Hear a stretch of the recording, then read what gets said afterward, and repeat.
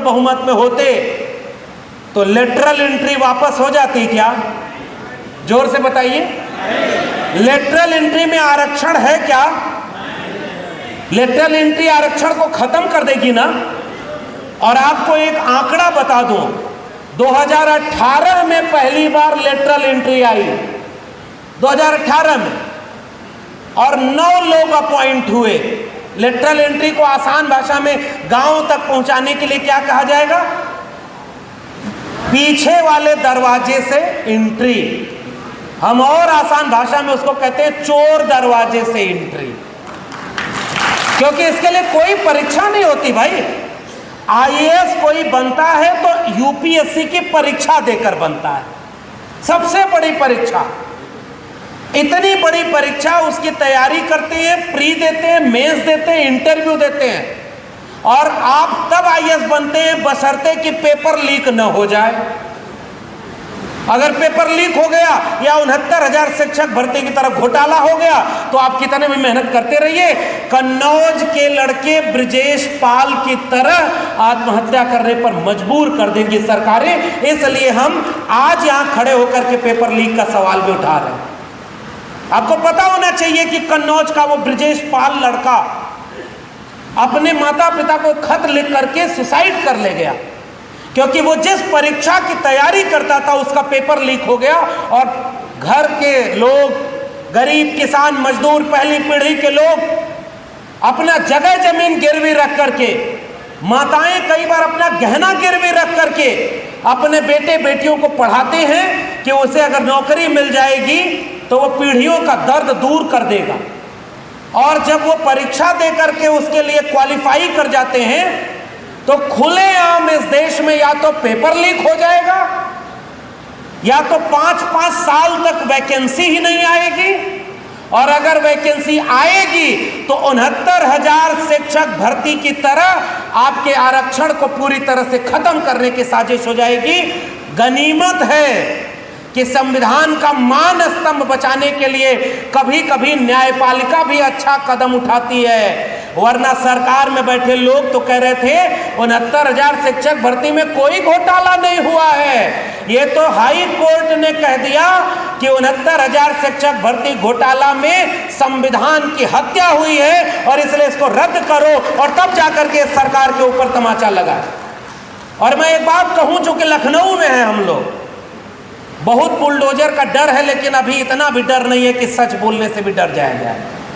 हरियाणा में एक मुख्यमंत्री थे ओम प्रकाश चौटाला, 3200 शिक्षक भर्ती के पद थे, उसमें घोटाला हुआ, 10 साल की जेल हुई थी। उत्तर प्रदेश वालों, इस बात का इंतजार करो कि 69,000 शिक्षक भर्ती में इतना बड़ा घोटाला करने वाला कोई जेल में गया क्या?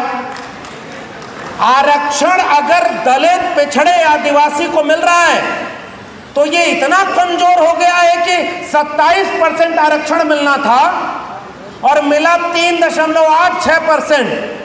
सरकार कह रही है कि कोई घोटाला नहीं हुआ। 6800 की लिस्ट जारी की चुनाव जीतने के लिए, और चुनाव जीत गए तो उनको ज्वाइनिंग नहीं की। इसी लखनऊ की सड़कों पर सर्दी, गर्मी, बरसात झेलते हुए दलितों और पिछड़ों के घरों के बच्चे लाठियां खाए हैं, आंसू खाए हैं, और उसके बाद जेल और मुकदमे झेले हैं। वो हाई कोर्ट ने कह दिया कि भ्रष्टाचार हुआ है और इस भर्ती को रद्द करना चाहिए। अगर आप जागते नहीं और वो विद्यार्थी आंदोलन नहीं करते तो क्या उनको न्याय मिलता क्या? इसलिए बाबा साहब भीमराव अंबेडकर ने कहा, मांगने से भीख मिलती है, हक और अधिकार नहीं मिलता है, वो लड़ करके छीनना पड़ता है। और जो कौम सो जाती है उसका सारा हक अधिकार लूटा जाता है, इस बात का इतिहास गवाह रहा है। जिंदा वही है जो अपने हक और अधिकार को बचा सके।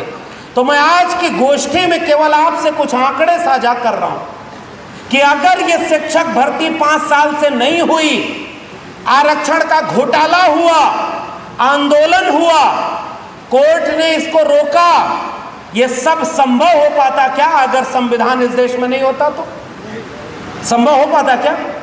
बाबा साहब के संविधान ने आपको हक दिया है कि कोई आपका हक अधिकार छीने तो आप उसे कैसे बचा सकते हैं।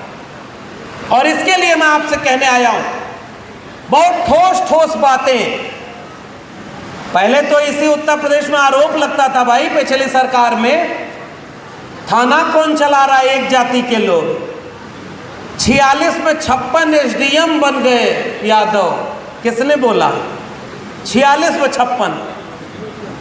अब ये बात समझने की है कि आपके खिलाफ झूठ बोला जाए और उस झूठ का इतना प्रचार हो जाए और आप झूठ को रोक न पाए, तो थोड़ी गलती तो अपनी ही माननी पड़ेगी। गलत कह रहा हूं? मैं आईना हूं, दाग दिखाऊंगा चेहरे के, जिसे बुरा लगे वो सामने से हट जाए। अगर इस मंच पर खड़े होकर के केवल बीजेपी और आरएसएस की गलती गिनाएं तो वो तो आसान काम है साहब, वो तो पूरा जनता देख रही है। हमसे कहां गलती और चूक हो गई? अगर आज हम उस गलती को नहीं ठीक कर पाए तो कल फिर से हमसे वही गलती हुई तो दोबारा मौका ही न मिला अपनी गलती सुधारने का, तो क्या होगा? कोई आपके खिलाफ झूठ बोल दे और आप उसका सच भी न जनता को बता पाए। और बताओ, आज भारत बंद हो रहा है, एक गंभीर सवाल में देखिए, विचार गोष्ठी का मतलब ये होता है कि कुछ कठिन सवाल पर बात हो तब, क्योंकि आप इससे बाहर जाएंगे तो जनता आपसे सवाल पूछेगी। बताइए भारत बंद क्यों हुआ? सड़क पर क्यों लोग उतरे हैं? आप कहेंगे कि कुछ हो रहा है, उनका हक वक्त छीना जा रहा है। कहेंगे आपको पता ही नहीं।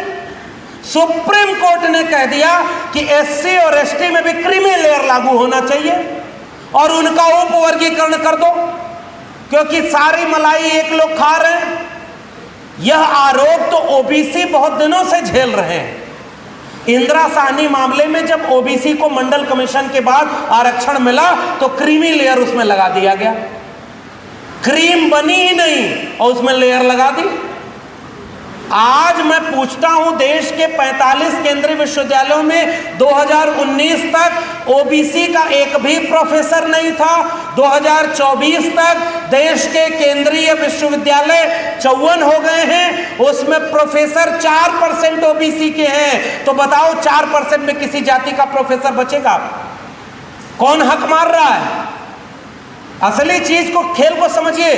शेड्यूल कास्ट और शेड्यूल ट्राइब के प्रोफेसर आज की तारीख में 5% से भी कम हैं। कहां हैं उनके प्रोफेसर?